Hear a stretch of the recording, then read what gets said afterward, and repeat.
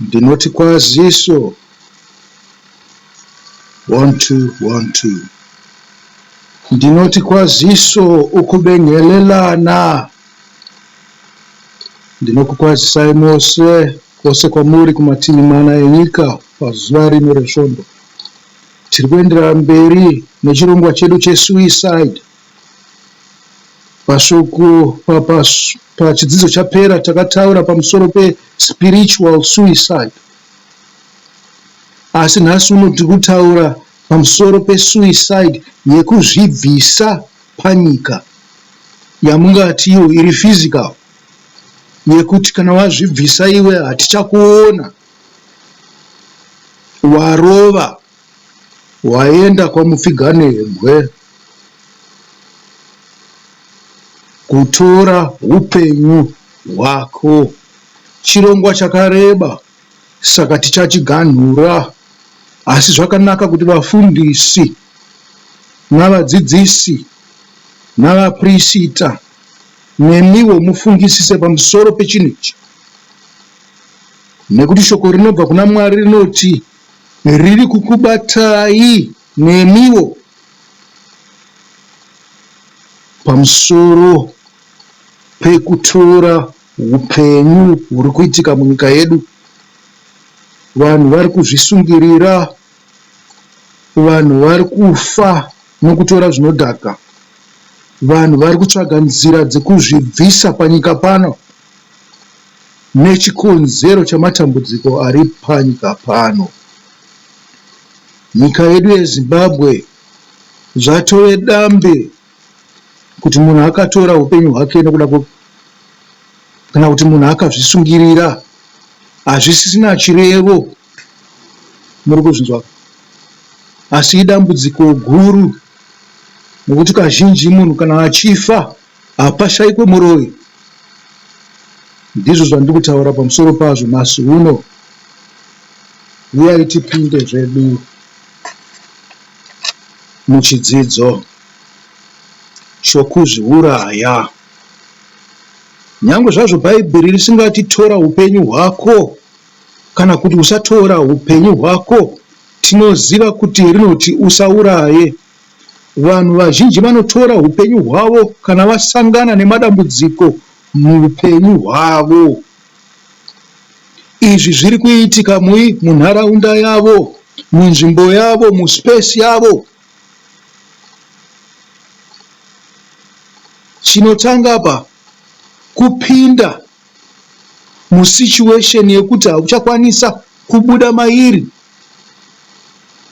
kuti pandasvika apa hapasina madzoko, zvinotsvaga nzira yekuti upedze dambudziko rako. Ichi chingava chinhu chakashata here?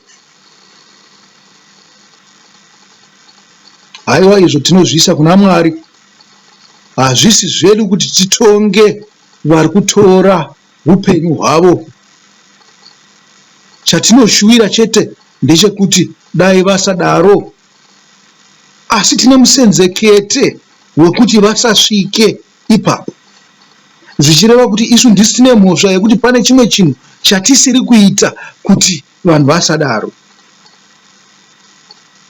Kana ndadaro ndati chiko? Ndati ini tiri kuuraya vanhu ava. Ndosaka ndati hakuna pafa munhu hapangashayikwe muroyi. Imi munozoenda nechirudzi chenyu nechivanhu chenyu makuti uyatora upenyu hwake kana kumuviga pamwe chete nevamwe hamuchada. Moti mweya uyu ungafambe pakati pevanhu. Hongu, zviripo izvo. Imi munozviziva kuchivanhu kwenyu. Asi kuna Mwari ari kutotaura kuti pane mhosva pakati penyu muri kudaro. Hazvina kutanga nemunhu uyu. Mhepo iyi iri kutobva kune vari kusara vari papenyu, vari kuti uyu ane mhepo. Muri kupanzwa? Ndiyo introduction yangu.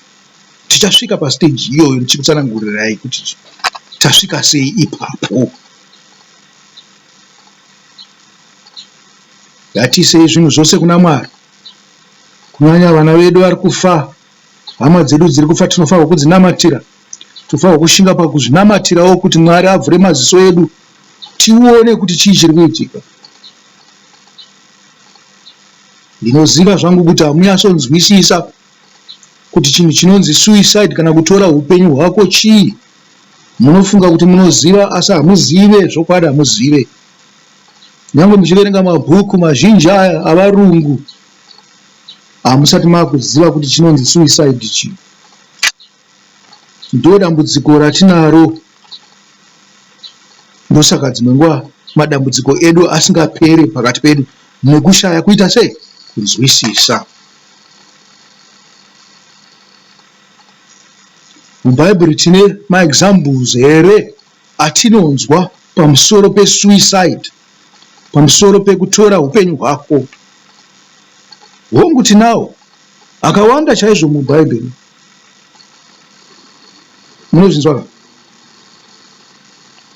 Kutora upenyu, regedza ndidai, kutora upenyu hazvireve kuti iwe ndiwo wazviurayi. Unokwanisa kuurayiwa nemumwe munhu. Zvakafanirwa nemunhu anosvikangandira mumotikari. Munozvinzwa? Ndiri kumhanya zvangu, asi ndiri kukurakidza ichi kumberi kwandiri kuenda. Ndingataurira mufananidzo mumwe kubva kuOld Testament, ndozotorazve mumwe kubva kuNew Testament. Ndokurakidzai kuti suicide yakanga yakagara iripo, kutora upenyu zvakanga zviripo mushoko raMwari. Asi Mwari dzimwe nguva akanga asingajaji vanhu anondodaro sekutonga kwatinozviita isu. Tikaenda kuna 1 Samuel 31 verse 4 to 5 tinonzwa kuti Sauro wakati kune aibata nhumbi dzake dzokurwa nadzo, vhomora munondo wako undibaye nawo, kuti ava vasina kudzingiswa varege kuuya vakandibaya uye vakandidadira. Amen. Kuti varegedze kundiuraya uyezve varegedze kundizvidza. Muri kuzvinzwa? Asi mubati wenhumbi akatya akasazviita. Saka Sauro akatora munondo wake akazviwisira pauri. Sauro akafa. Mubati wenhumbi akati aona kuti tenzi wake Sauro afa, zvino akatorawo munondo wake akazviwisira pauri. Double suicide. Pamavhesi aya maviri tinoziva kuti vanhu vaviri vakatora upenyu hwavo panguva imwe chete. Asi tinoonawo zvikonzero zvokuti sei vanhu vachitora upenyu hwavo. Chatatanga kunzwa kuti kutya. Ichi ndicho chikonzero chikuru chakaita kuti Sauro atore upenyu hwake.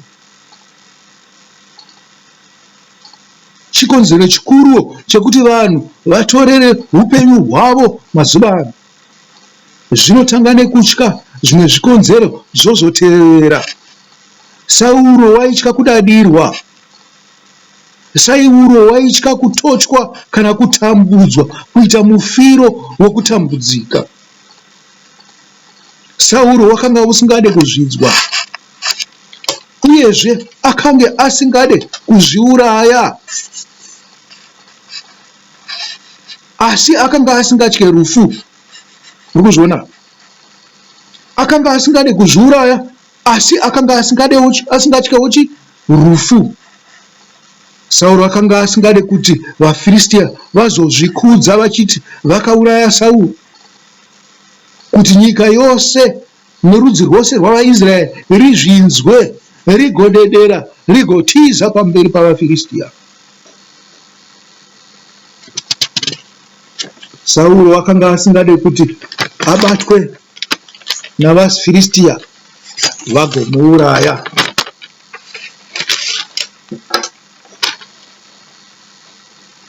Izvo zvakanga zvisina kunaka kuti Mwari amhurwe zvichinzi anoregera vazodziva vake vachifa.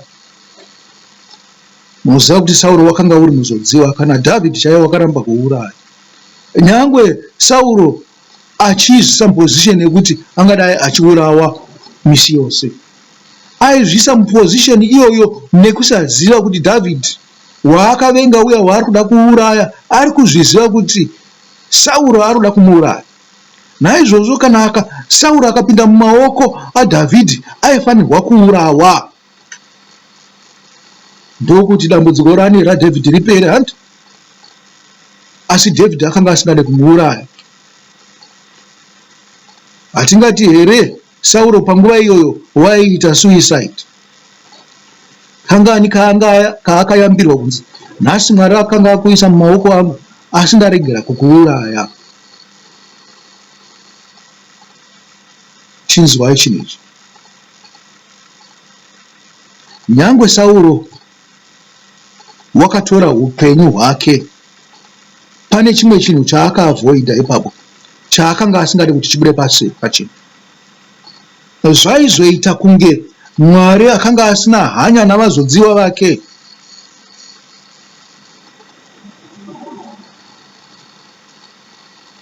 Kana zvikadaro, ndiani waizotya kuisa ruoko rwake pavari kuti apfuudze upenyu hwavo nenguva ipi zvayo? Muri kuzvinzwa kai? Tisati tambosvika ikoko kuti vazodziwa vanourawa, ndiani aizoda kuita muzodziwa waMwari kana Mwari achizokuisa pamhene pekuti vavengi vako vanokuuraya? Zvinonzi nyangwe Dhavhidhi waitya kuisa ruoko rwake pane mumwe muzodziwa, asi wakati Mwari ngaatore Sauro panguva yake, kwete kubva paruoko rwangu. Saka tinoona varume vaviri ava vaikoshesa nekukudza Mwari, nyangwe zvavo vaiva vatadzi. Imwe nzira Sauro yaakakudza nayo Mwari pakutora upenyu hwake ndeyekuti wakazadzisa shoko raMwari.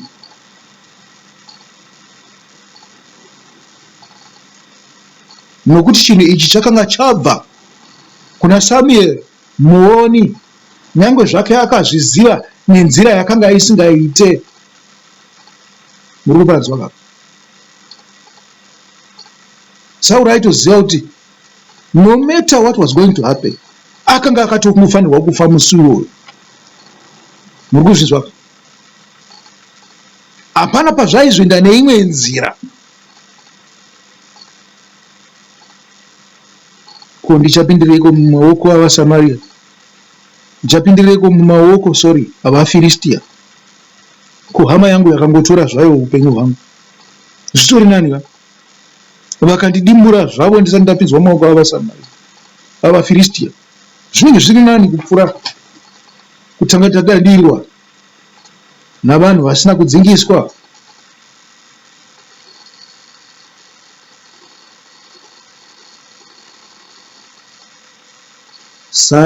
Sauro akawana chinhu ichi nenzira yakuvuka. Kuvuka hakutenderwe kuna Mwari.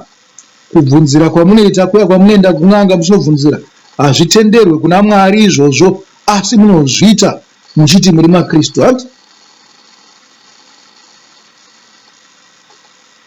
Sauro wakaenda kumuroyi weEndo. Hatidi kutomboti n'anga nekuti tikati n'anga tinenge takudza varoyi.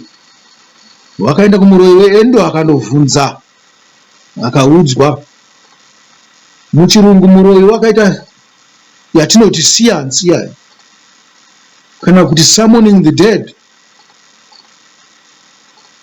Mukuzvinzwa?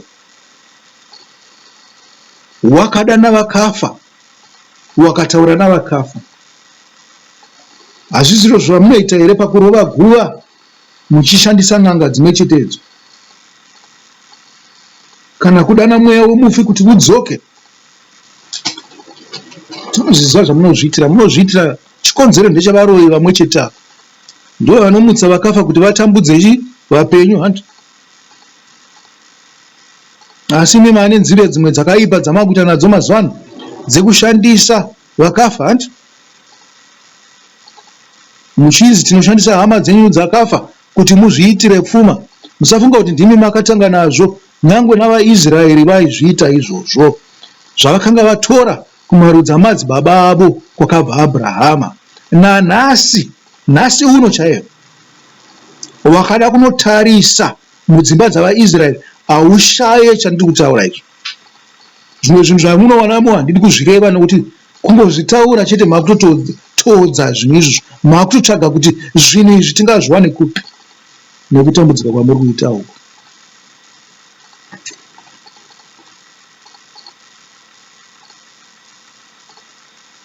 Sauro waifanirwa kufa nezuva iroro. Naizvozvo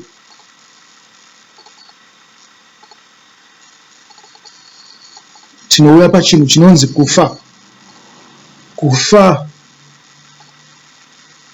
hakutangire paunenge waoma paya paya. Ndiye vanoti rigor mortis here, vandoziva. Munhu agwamba uyu, munhu haasina mweya maari, chava chando. Ndikuzvinzwa. Rufu harutangire ipapo.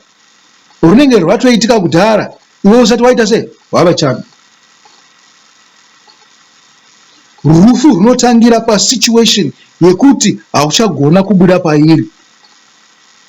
Kungave kurwara, ingava hondo, chingava chimwe chinhu. Rufu harutangire pakuoma kwako. Munhu ukwanisa kunge wakatofa iwe uchifamba. Urikuzvinzwa?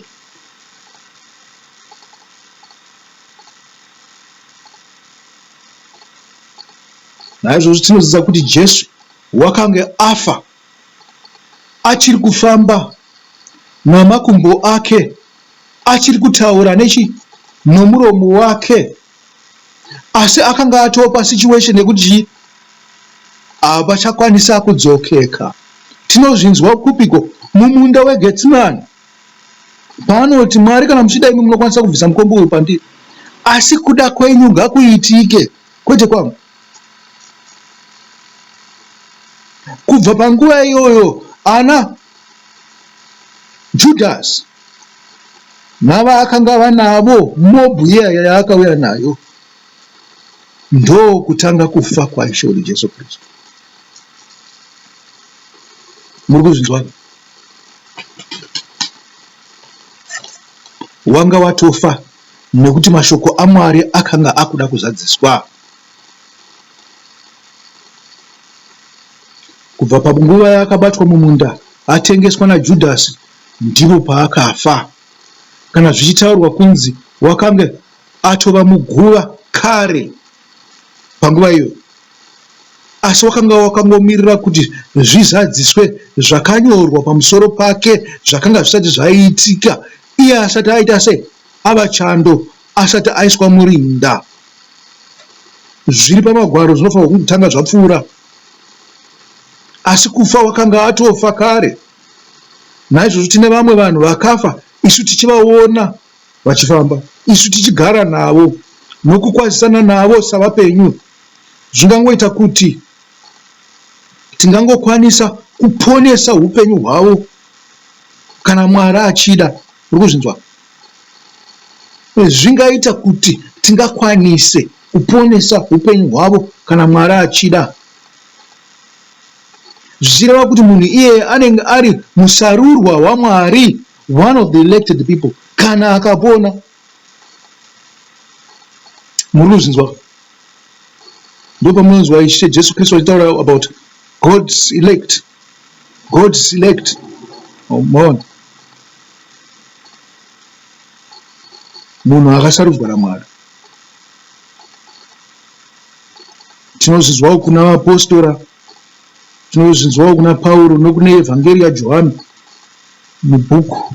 Aiwa, kuna Johani mubhuku ravo zvakazarurwa.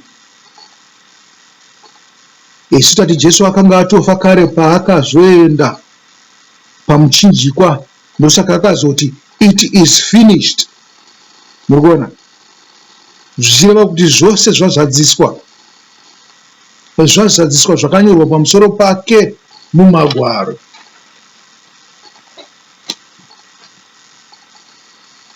So munhu wakanga azadzisa magwaro akange ane kodzero yekuti Mwari, ndinoisa mweya wangu mumaoko enyu. Manzwa anoreva kuti pakanga pasati pane chapera, nokuti pane zvimwe zvakanga zvatotanga panguva iyo. Hakuna chakanga chapera kusara kwaSatani navaroyi navanoita zvemidzimu, vanovuka, n'anga nezvimwe, madhimoni nemweya yakaipa, ndivo vakanga vatopera. Naizvozvo hama dzangu, ndinoti musabate zvinhu zvereal yevanhu vakafa. Ndosaka tichiti uroyi hwakashata, nokuti uroyi hwose ndehwereal yevanhu vakafa. Mwari ari kukomborerei vanhu vangu, hama dzangu? Ina handina vanhu. Ngakukomborerei hama dzangu ave nemi, muve nevhiki yakanaka inotevera. Asi chidzidzo ichi ndachidimburira pakati, muchazonzwa part 3 inotevera. Handizivi kuti muchaiwana sei. Dzimwe nguva ndichangoiposta, dzimwe nguva ndichanera kuipostawo paweekend inotevera. Chisarai hama dzangu, Mwari ave nemi.